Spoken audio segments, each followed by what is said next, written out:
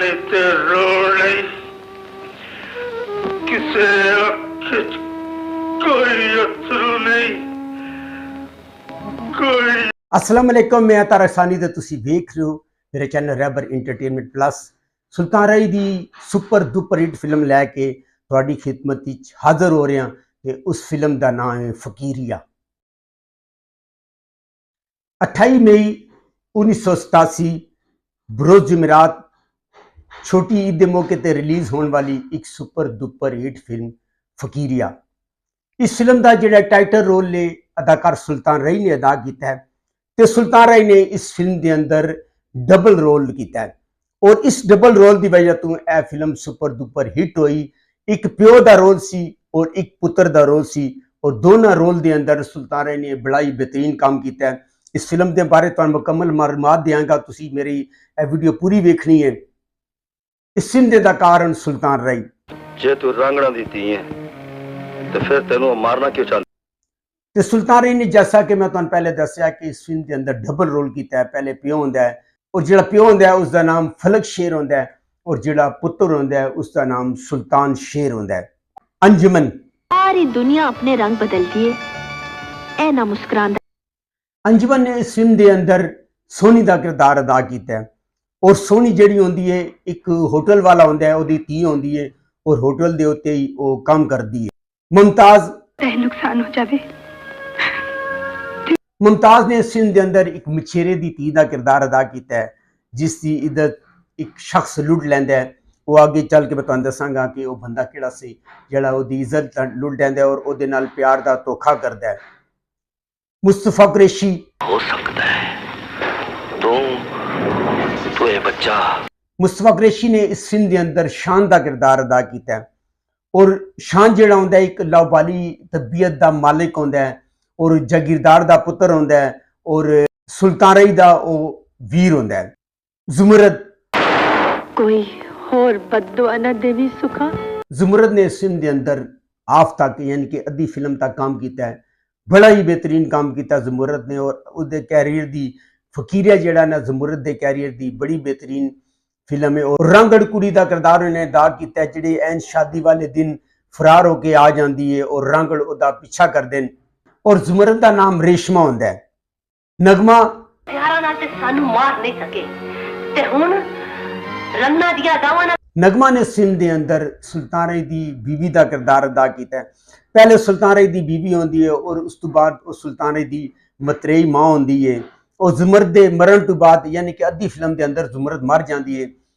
नगमा की वजह तो उसकी मौत होती है, इसकी वजह तो वो सुल्तान राही नूं अपना पुत्र बढ़ा के पालती है।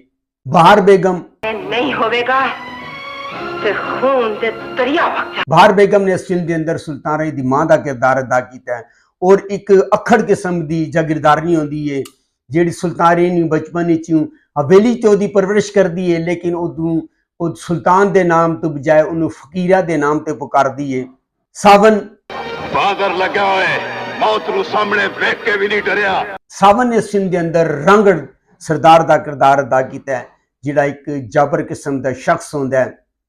अजमल। अपनी खास नाल कफन भी नहीं पा सकती। अजमल खान ने इस फिल्म के अंदर रंगड़ बाबा का किरदार अदा किया और बड़ा ही जालिम किस्म का शख्स होंदा है। आरफा सिद्दीकी। आरफा सिद्दीकी ने इस फिल्म के अंदर सुल्तान राही की मुस्तफा कुरैशी की विछड़ी हुई भैन का किरदार अदा किया है जिन्होंने बचपन में रंगड़ अगवा करके लै जाते हैं और पूरी फिल्म के अंदर उन्होंने अपनी कैद विच रखते हैं। फिल्म का जदों अद्धा पौना घंटा रह जाता है तो वो आरफा सिद्दीकी की फिल्म में वापसी होती है। इलियास कश्मीरी। इलियास कश्मीरी ने इस फिल्म के अंदर सुल्तान राही के नौकर का किरदार अदा किया है और बहुत घट काम है इलियास कश्मीर का। रूटीन तो हट के इलियास कश्मीरी ने इस फिल्म के अंदर काम किया है।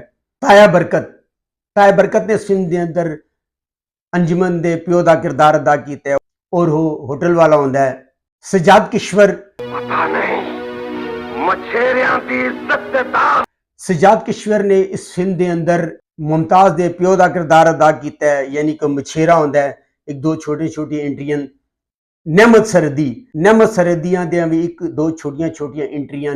इरफान खुसट ਕੰਮ ਨਾ ਹੋਵੇ ਨਾ ਜੀ ਤੇ ਮੈਂ ਤੇ ਆਪਣੀ ਘਰ ਵਾਲੀ ਦੀਆਂ ਅਰਫਾਨ ਖੁਸਰੋ ਨੇ ਮੁਨਸ਼ੀ ਦੇ ਕਿਰਦਾਰ ਵਿੱਚ ਅੱਛੀ ਕਾਮੇਡੀ ਦਾ ਮੁਜ਼ਾਹਰਾ ਕੀਤਾ ਹੈ। ਇਸ ਫਿਲਮ ਦੇ ਹਦਾਇਤਕਾਰ ਵਹੀਦ ਡਾਰ, ਮਿਊਜ਼ਿਕ ਦਿੱਤਾ ਹੈ ਵਜਾਹਤ ਅਤਰੇ ਨੇ। ਇਸ ਦੇ ਫਿਲਮ ਸਾਜ਼ ਕਾਦੀ ਮੁਹੰਮਦ ਜਹਾਂਗੀਰ, ਇਹਨੂੰ ਲਿਖਿਆ ਹੈ ਸੈयद ਨੂਰ ਨੇ, ਗੁਲੂਕਾਰਾ ਨੂਰ ਜਹਾਨ, ਸ਼ਾਇਰ ख्वाजा परवेज। ਫਿਲਮ ਦਾ ਜਦੋਂ ਪਰਦਾ ਖੁੱਲਦਾ ਹੈ ਤੇ ਜ਼ੁਮਰਦ ਨਾਸਰੀ ਹੁੰਦੀ ਹੈ ਤੇ ਬਹੁਤ ਸਾਰੇ ਲੋਕ ਉਹਦੇ ਪਿੱਛਾ ਕਰ ਰਹੇ ਹੁੰਦੇ ਨੇ ਔਰ ਜ਼ੁਮਰਦ ਜਿਹੜੀ ਹੁੰਦੀ ਹੈ ਉਹ ਆਪਣੀ ਜਾਨ ਬਚਾ ਕੇ ਸਹਿਰਾ ਦੇ ਅੰਦਰ ਨਾਸਰੀ ਹੁੰਦੀ ਹੈ ਤੇ ਉੱਥੇ ਉਹਦੀ ਮੁਲਾਕਾਤ ਸੁਲਤਾਨ ਰਈ ਦੇ ਨਾਲ ਹੁੰਦੀ ਹੈ ਜਿਹਦਾ ਨਾਮ ਫਲਕ ਸ਼ੇਰ ਹੁੰਦਾ ਹੈ। ਔਰ ਫਲਕ ਸ਼ੇਰ ਜਿਹੜਾ ਹੁੰਦਾ ਹੈ ਉਹ ਰਾਜਪੂਤ ਹੁੰਦਾ ਹੈ। ਰਾਜਪੂਤਾਂ ਤੇ ਰਾਂਗਲਾਂ ਦੀ ਦੁਸ਼ਮਣੀ ਹੁੰਦੀ ਹੈ, ਇਹਦੇ ਉੱਤੇ ਉਹ ਫਿਲਮ ਬਣਾਈ ਗਈ ਹੈ।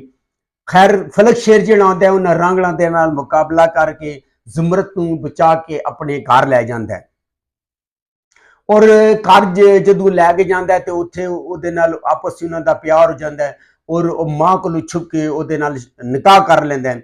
ਮਾਂ ਨੂੰ ਜਦੋਂ ਪਤਾ ਚੱਲਦਾ ਹੈ ਤਾਂ ਮਾਂ ਨੂੰ ਸਖਤ ਗੁੱਸਾ ਆਉਂਦਾ ਹੈ ਕਿਉਂਕਿ ਨਗਮਾ ਜਿਹੜੀ ਹੁੰਦੀ ਹੈ ਉਹ ਫਲਕ ਸ਼ੇਰ ਦੀ ਬਚਪਨ ਦੀ ਮੰਗ ਹੁੰਦੀ ਹੈ। ਮਾਂ ਦੀ ਇਹ ਖੁਆਇਸ਼ ਹੁੰਦੀ ਹੈ ਕਿ ਉਹ ਫਲਕ ਸ਼ੇਰ ਦੀ ਸ਼ਾਦੀ ਨਗਮਾ ਦੇ ਨਾਲ ਕਰੇਗੀ, ਜਦ ਕਿ ਜਿਹੜਾ ਫਲਕ ਸ਼ੇਰ ਹੁੰਦਾ ਹੈ ਉਹ ਜ਼ੁਮਰਦ ਦੇ ਨਾਲ ਸ਼ਾਦੀ ਕਰ ਲੈਂਦਾ ਹੈ। ਇਸ ਚੀਜ਼ ਦਾ ਜਿਹੜੀ ਜਾਗੀਰਦਾਰਨੀ ਹੋਣੀ ਹੈ ਬਹਾਰ ਬੇਗਮ, ਉਹਨੂੰ ਸਖਤ ਗੁੱਸਾ ਆਉਂਦਾ ਹੈ ਔਰ ਨਗਮਾ ਨੂੰ ਇਸ ਚੀਜ਼ ਦਾ ਗੁੱਸਾ ਆਉਂਦਾ ਹੈ। ਖੈਰ ਉਹ ਸ਼ਾਦੀ ਹੋ ਜਾਂਦੀ ਹੈ ਔਰ ਉਹਨਾਂ ਦੇ ਘਰ ਇੱਕ ਬੱਚਾ ਵੀ ਹੋ ਜਾਂਦਾ ਹੈ।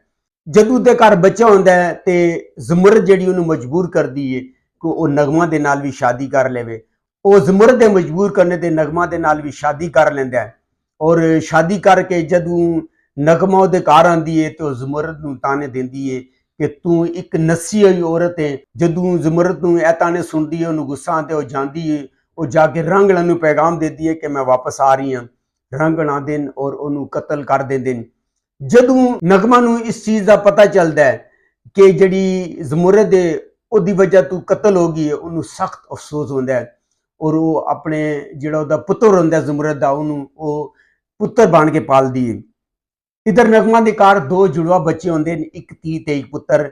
ਪੁੱਤਰ ਜਿਹੜਾ ਹੁੰਦਾ ਹੈ ਉਹ ਮੁਸਤਫਾ ਕੁਰੈਸ਼ੀ ਹੁੰਦਾ ਹੈ ਔਰ ਧੀ ਜਿਹੜੀ ਹੁੰਦੀ ਹੈ ਉਹ ਆਰਫਤ ਸਿੱਦੀਕੀ ਹੁੰਦੀ ਹੈ।